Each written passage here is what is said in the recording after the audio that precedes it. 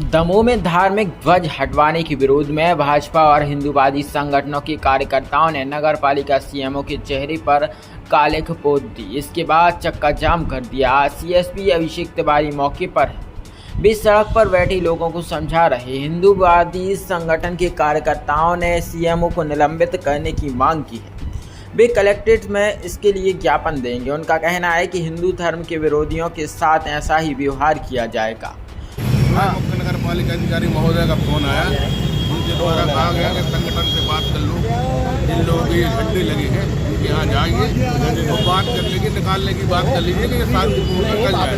हम लोग बात करने गए, इतने में ये सब वातावरण तैयार हो गया और ये लोग हम लोग को निकालने के लिए मना कर रहे हैं कि हम नहीं निकालेंगे, किसी की कीमत पे नहीं निकलेंगे। जी भैया, आप लोगों ने झंडा हटाने का विरोध किया है, क्या कुछ विरोध है आपके कलेक्टर साहब? जी, जैसा कि आप सभी को जानकारी है, हम लोग अपने काम पे थे। घंटा घर से सूचना आई कि नगर पालिका के कुछ कर्मचारी, हम लोगों ने जो रात में झंडे लगाए थे, ध्वज लगाए थे सनातन के, कल हमारा हिंदू नववर्ष शुरू होने वाला है, उसको लेकर बरसों से घंटा घर सजाया जाता रहा है। नगर पालिका के कुछ कर्मचारी उन झंडों को निकालने के लिए आए हैं।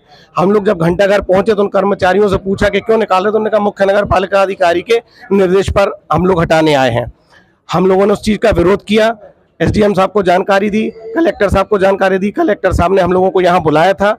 कलेक्टर साहब से हम लोगों ने सिर्फ दो विषय पे मांग की है, दो विषय को लेकर के, कि जो ये दुस्साहस सीएमओ साहब ने किया, मुख्य नगर पालिका अधिकारी ने किया है, उसके लिए वो सनातन से माफी मांगे और कलेक्टर साहब से आग्रह किया कि उनके खिलाफ कड़ी से कड़ी कार्रवाई करते हुए उनको निलंबन करके दमोह से अन्यत्र स्थानांतरित किया जाए। कलेक्टर साहब ने बताया कि हम उसके लिए सीएमओ को हटाने के लिए सक्षम नहीं हैं, लेकिन हम उनके खिलाफ कार्रवाई के लिए जांच करके शासन को हटाने के लिए यहां से अनुशंसा भेज रहे हैं, ऐसा उन्होंने हम लोगों को आश्वासन दिया है। कार्रवाई नहीं हुई तो हम लोग सब बैठ करके विचार करेंगे, क्योंकि ये एक बहुत अच्छा काम, सीएमओ साहब को धन्यवाद देंगे कि हमारे सनातन में अपने आप जागृति ला दी। हम लोग तो पीछे थे, सनातन समाज आगे था इस तरह के कृत्य के विरोध के लिए। इस बात को लेकर के हमें बहुत खुशी है।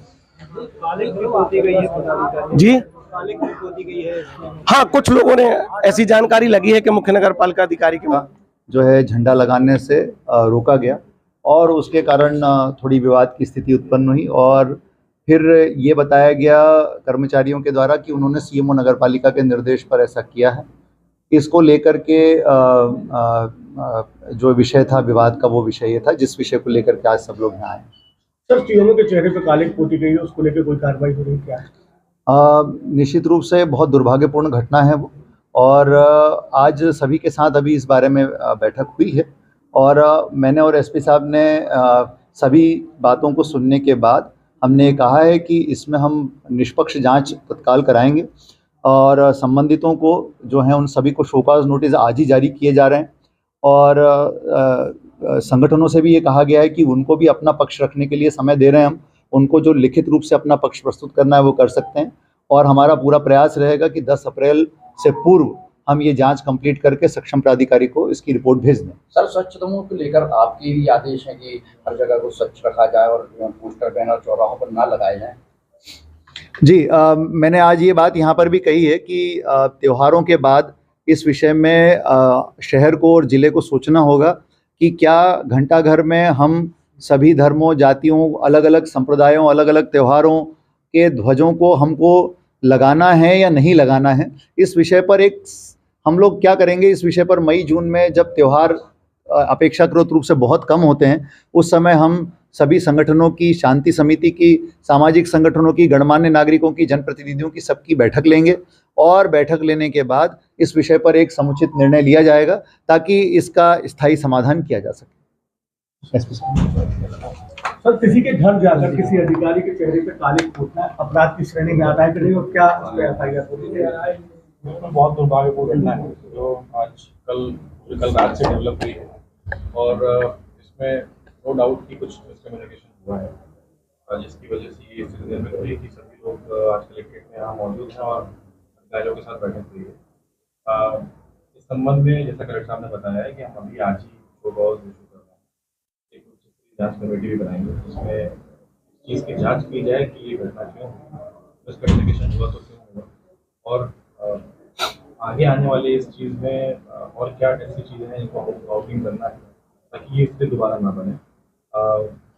ये घटना दुर्भाग्यपूर्ण तो है ही, और प्रयास यही हमारा है कि एमिकेबली सबसे बात करके डिस्कशन करके इसका एक सोल्यूशन निकाला जाए ताकि इसका पुनरावृत्ति ना हो। सर नोटिस जो है वो केवल प्रशासनिक अधिकारियों को है कि हिंदू संतों से जुड़े लोगों को?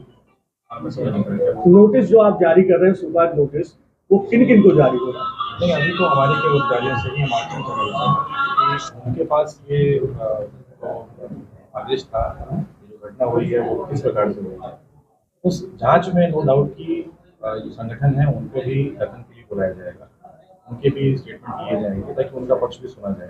सर तो नो डाउट की दोनों पक्षों को ही इस पूरी जांच में शामिल किया। सर वायरल वीडियो के संबंध में अभी तक कोई लिखित शिकायत क्या आप लोगों को? नहीं, अभी कोई शिकायत प्राप्त नहीं हुई है हमारे पास। फिर अभी उनसे चर्चा भी नहीं हुई है। नो डाउट कि उनसे अभी आने वाले कुछ समय में उनसे भी चर्चा होगी, जांच के विषय में भी और जो घटना हुई है उसके विषय में।